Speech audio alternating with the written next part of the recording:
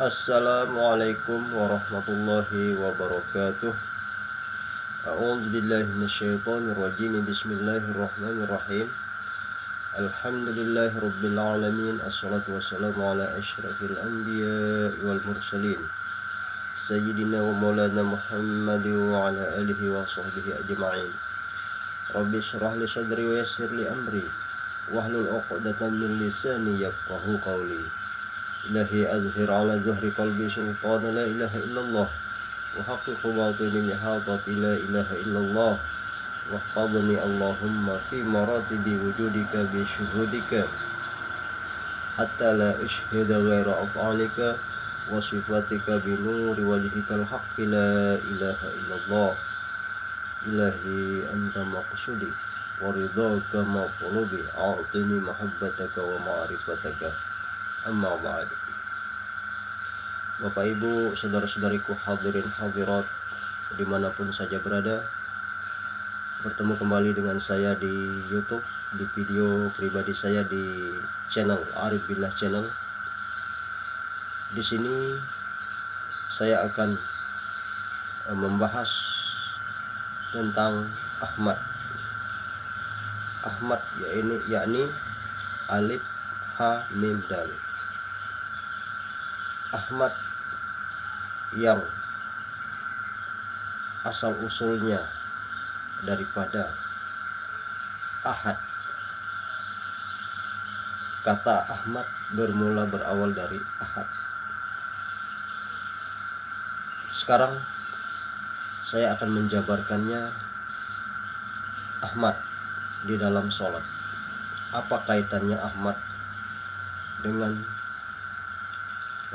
amal ibadah sholat? Baiklah Bapak Ibu saudara-saudariku dimanapun saja berada, simak dengan seksama apa yang akan saya sampaikan, karena ini berhubungan dengan amal ibadah sholat kita 5 waktu, dan juga termasuk hakikat pengenalan diri kita juga. Sangat penting kita mengetahuinya, karena ini juga adalah merupakan kajian hakikat dan marifat asal kejadian diri kita, yaitu yang bermula dari sir atau rahasia kepada Nur Ahmad, dan kemudian menjadi Nur Muhammad, dan kemudian menjadi Muhammad, insan kamil mukamil, yakni seluruh kezahiran manusia di muka bumi. Itulah kezahiran rahasia Nur Ahad, kemudian Ahmad, kemudian Muhammad, kemudian sempurna menjadi Mahmud. Ini prosesnya sangat panjang, dari sir sampai kepada Nur Zat, Nur Ahad, Nur Ahmad, Nur Muhammad, kemudian Nur Muhammad, kemudian Nur Insan. Setelah menjadi Nur Insan, maka sempurnalah kezahiran rahasia Allah di alam semesta dan seisinya. Baiklah, saya akan membahas satu persatu tentang kajian alif ha mim dal Ahmad. Ini adalah rahasia yang terkandung di dalam gerak sholat kita, baik di dalam sholat 5 waktu ataupun di sholat-sholat sunnah lainnya. Adapun alif itu berdiri, kemudian huruf ha itu ruku, kemudian huruf mim itu sujud, kemudian dal itu duduk. Itulah kedudukan daripada Ahmad. Alif berdiri, ha ruku, mim sujud, dal duduk, maka dibaca Ahmad. Ahmad yang bermakna aku memuji. Kemudian Ahmad ini di dalam diri kita. Rahasianya adalah alif berdiri di halus api, ha ruku di halus angin, mim sujud di halus air, dal duduk di halus tanah. Alif berdiri api, merah rahasia di dalam diri kita. Ha ruku halus angin, rupa nyawa di dalam diri kita. Mim sujud air putih, rupa hati kita di dalam hikmah dan rahmat Tuhan. Dan duduk di halus tanah, hitam rupa tubuh Adam. Inilah rahasia Ahmad, alif ha mim dal di dalam diri kita, dan dikaitkan dengan gerak sholat kita, baik itu sholat fardu ataupun sholat sunat, di dalam sholat ataupun di luar sholat. Kalau kita sudah mengetahui hal ini, maka kita akan senantiasa zikir, kita akan senantiasa ingat. Inilah yang dikatakan sholat daim, sholat yang tidak putus, karena ilmunya kita sudah pegang, ilmunya sudah ada di dalam diri kita, sudah otomatis, secara otomatis kita senantiasa sholat baik secara lahir ataupun secara batin. Mau disolatkan secara lahir tidak masalah, mau dipraktikkan secara batin juga tidak masalah, karena Allah itu mengetahui apa yang kita kerjakan baik lahir ataupun batin. Allah mengetahui isi hati kita, niat kita, apakah kita sedang ingat kepadanya ataupun lupa kepadanya. Allah Maha tahu. Jadi jika ada orang yang secara kasat mata kita nampak tidak pernah melakukan sholat secara lahir, maka jangan buruk sangka dulu, jangan suuzon dulu. Siapa tahu dia ada ilmunya, karena para ulama, para syekh, para aulia, para wali juga menyuruh kita berhati-hati kepada orang yang kebetulan nampak tidak seperti melakukan amal ibadah. Kita harus berhati-hati, berburuk sangka kepadanya. Siapa tahu orangnya adalah orang yang berilmu, nanti kita kena kualatnya. Jadi kita itu jangan suuzon, jangan buruk sangka. Ini para wali, para aulia, para guru-guru kita yang waskito atau khawas melarang kita untuk mengotori hati kita dengan sifat suuzon, buruk sangka, dan lain-lain sifat yang tercela. Kemudian saya akan lanjutkan ke masalah Ahmad tadi. Alif ha mim dal. Ahmad artinya aku memuji. Ahmad ini kemudian tidak akan bisa memuji tanpa ahad. Hakikat Ahmad ini adalah nur. Nur Ahmad. Nur ini tidak akan bisa hidup. Nur Ahmad ini tidak akan bisa hidup tanpa adanya nur ahad. Nur ahad itulah nur zat. Nur zat Allah Subhanahu wa ta'ala. Kemudian nur zat Allah ta'ala inilah yang berasal dari rahasia, puncak dari puncaknya rahasia. Ini yang harus kita tuntut langsung kepada orang yang ahlinya. Jadi Ahmad ini sangat erat kaitannya dengan asal kejadian diri kita, yaitu manusia. Maka pelajarilah Ahmad ini agar supaya kita bisa mengenali yang ke atasnya dan yang ke bawahnya. Ahmad kalau ke atas bermakna berarti ahad. Ahad kalau ke atas lagi itulah titik nur zat. Titik nur zat ini menjadi Nur Ahad. Nur Ahad menjadi Nur Ahmad. Nur Ahmad inilah kesininya menjadi Nur Muhammad. Maka kesininya lagi Muhammad menjadi Mahmud. Ahad itu artinya esa, tunggal.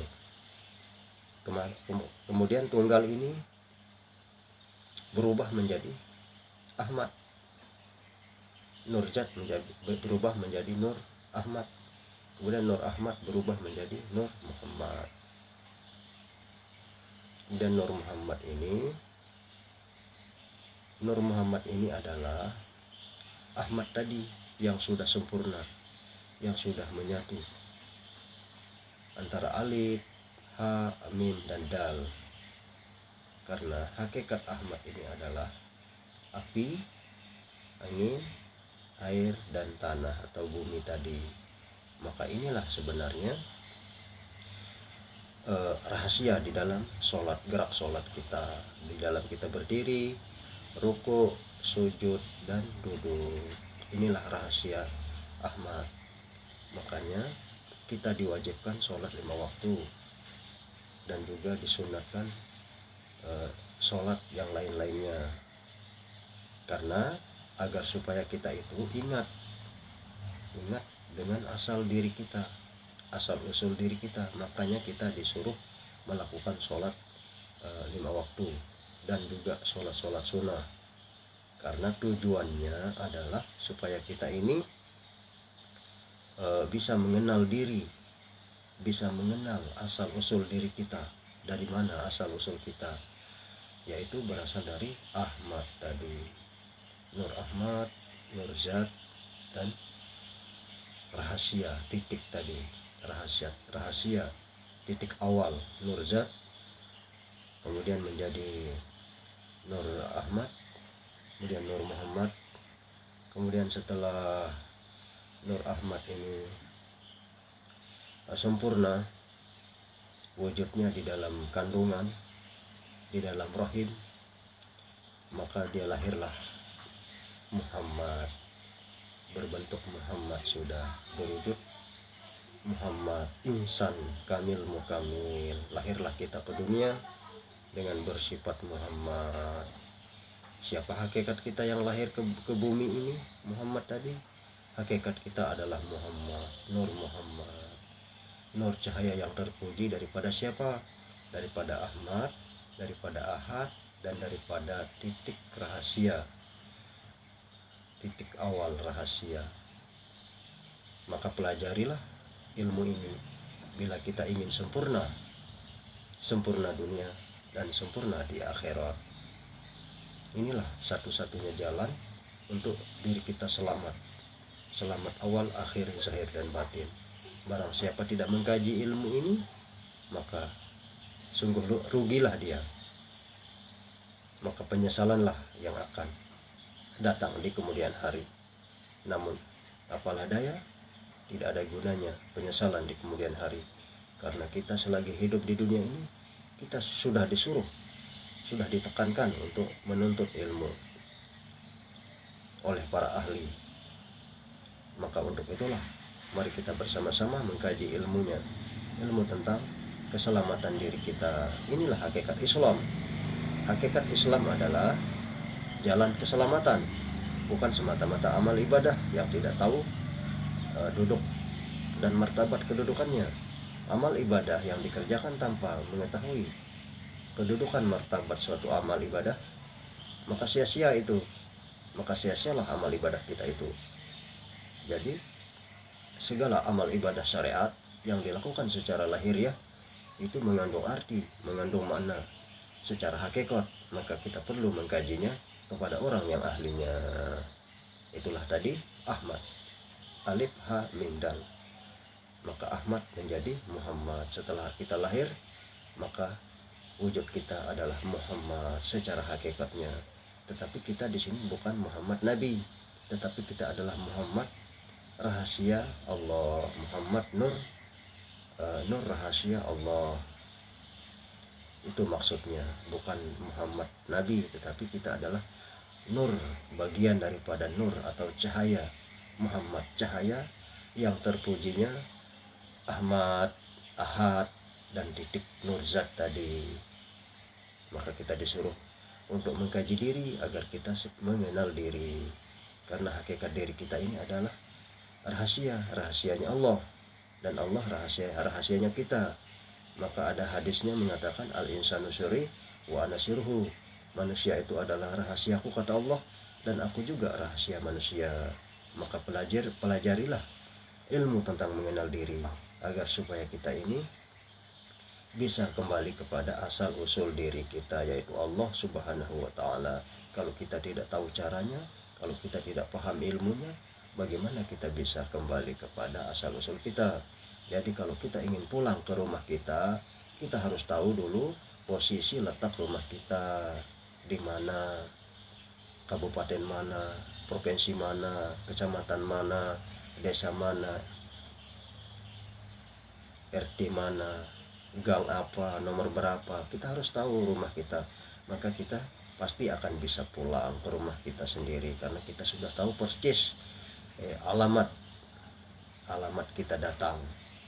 Nanti kita kembali pun harus ke alamat yang sama dari mana kita datang, maka dari situ ke situ juga kita akan kembali. Ibarat begitulah, kita harus tahu dulu posisi rumah kita di mana.